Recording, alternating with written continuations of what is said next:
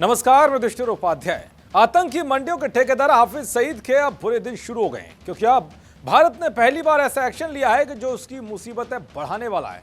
यकीन मानिए, अगर सब कुछ ठीक रहा तो वो दिन दूर नहीं है जब सैकड़ों निर्दोष लोगों की हत्याओं के गुनाहगार हाफिज सईद को भारत में फांसी देकर उसे 72 उरों के पास भेज दिया जाएगा। दरअसल कई आतंकी हमलों के मास्टरमाइंड और जिहादी संगठन लश्कर तैयबा के मुखिया हाफिज सईद को भारत लाने की तैयारी शुरू हो गई है। इस बार भारत ने उसके किए की सजा दिलाने के लिए ऐसा चक्रव्यूह तैयार किया है कि जिसमें उसका फंसना मुमकिन नजर आ रहा है। भारत ने इसके लिए क्या दांव चला है, आइए आपको बताता हूं।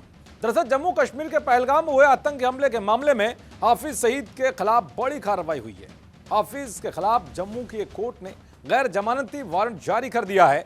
पहले ही भारत और अमेरिका की तरफ से इसे आतंकवादी घोषित किया जा चुका है, लेकिन अब कोर्ट के नए आदेश के साथ ही हाफिज सईद को भगोड़ा घोषित करने की प्रक्रिया शुरू करने का रास्ता साफ हो गया है। पहलगाम हमले को लेकर मुकदमे का ट्रायल शुरू हो गया है। इस मामले की जांच कर रही एनआईए ने हाफिज सईद को हमले का मास्टरमाइंड बताया है। एनआईए ने हाफिज सईद के खिलाफ 60 पेजों की सप्लीमेंट्री चार्जशीट दायर कर दी है।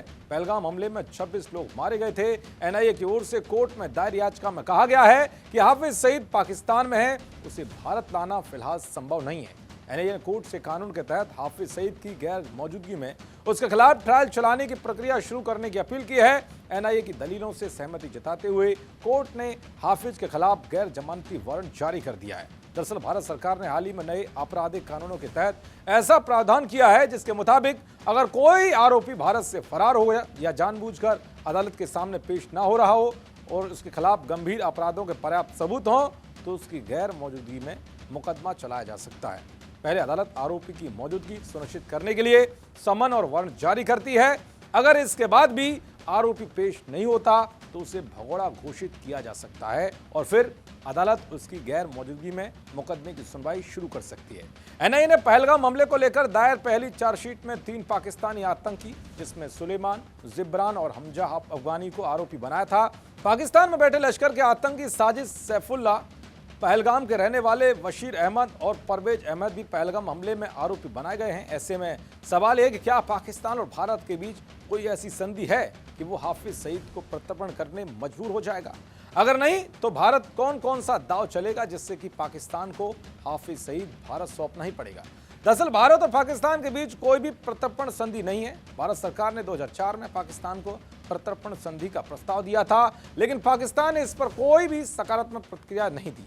भारत ने 2023 और उसके बाद भी मुंबई हमले के मास्टरमाइंड हाफिज सईद और अन्य आतंकवादियों के प्रत्यर्पण के लिए पाकिस्तान से कहा था, लेकिन संधि न होने के चलते पाकिस्तान ने इस पर कोई भी कार्रवाई नहीं की। लेकिन अब नए कानून के तहत हाफिज पर जो ट्रायल शुरू हो रहा है उसमें उसे फंसाने से कोई नहीं रोक सकता। अगर फिर भी पाकिस्तान हाफिज को नहीं सौंपता तो भारत के पास एक और बड़ा रास्ता है। दरअसल अगर पर्याप्त साक्ष्य हों तो भारत इंटरपोल के माध्यम से रेड नोटिस जैसी प्रक्रियाओं का सहारा ले सकता है।